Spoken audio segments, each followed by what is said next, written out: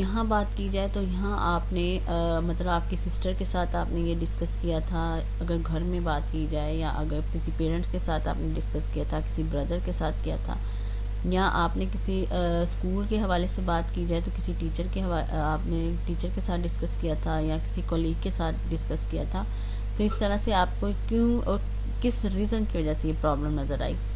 تو اس طرح آپ نے اس کویشچن میں یہ پٹ کرنا ہے کہ آپ کو اپنے جو پرسنل آپ کا ایکسپیرینس تھا اس سے ریلیٹڈ اگر آپ کو کوئی پرابلم نظر آئی ہے تو وہ وہاں آپ نے یہ لکھنی ہے.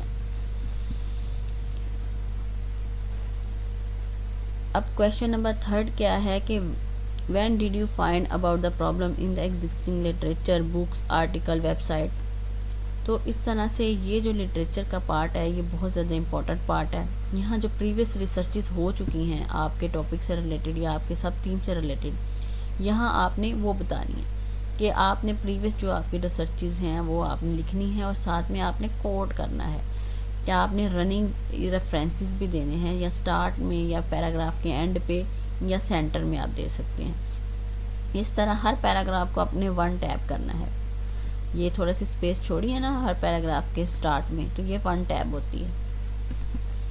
تو اسی طرح سے آپ نے اس کو تھوڑا سا ایلیبوریٹ کرنا ہے، اور آپ نے بہت کچھ آرٹیکل دینے ہیں جو کہ آپ کے ٹاپک سے ریلیٹڈ ہوں گے، اور اس آرٹیکل کا آپ نے حوالہ بھی دینا ہے کہ جس آرٹیکل سے آپ جو سا پیراگراف اپنے ٹاپک سے ریلیٹڈ اٹھائیں گے اس کا آپ نے ریفرنس بھی دینا ہے، ساتھ ساتھ ریفرنس دینا ہے. لیکن اسی کا جو اس کو رننگ ریفرنس کہتے ہیں، اسی کا کوڈ اگر آپ جب اینڈ پہ دیں گے تو وہ ببلیوگرافی ہوگی. تو آپ نے جو رننگ ریفرنس دیتے ہیں اپنے پروجیکٹ میں دیں گے وہی آپ نے اینڈ پہ دینے اس کی ببلیوگرافی پوری. لیکن رننگ ریفرنسز میں آتھر کا نام اور ایئر کا نام آتا ہے. نیکسٹ آپ دیکھیں کہ اسی طرح سے آپ جیسے یہاں ریفرنسز دیے گئے ہیں ڈفرینٹ، کوئی سٹارٹ میں ہے، کوئی اینڈ پہ ہے، کوئی سٹارٹ میں ہوگا تو بریکٹ میں آئے گی آپ ایئر، اور اگر اینڈ پہ دیں گے تو وہ آتھر کا نام اور ایئر دونوں بریکٹ میں آئیں گے. جیسے کہ پریسلے 2006 لکھا ہے، اس طرح سے آپ دیکھ لیں.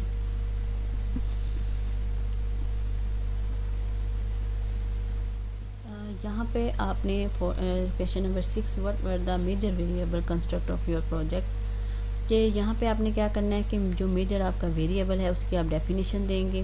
اس ڈیفینیشن کے بعد آپ اس کی تھوڑی سی لٹریچر ریویو میں سے ڈسکرپشن دیں گے.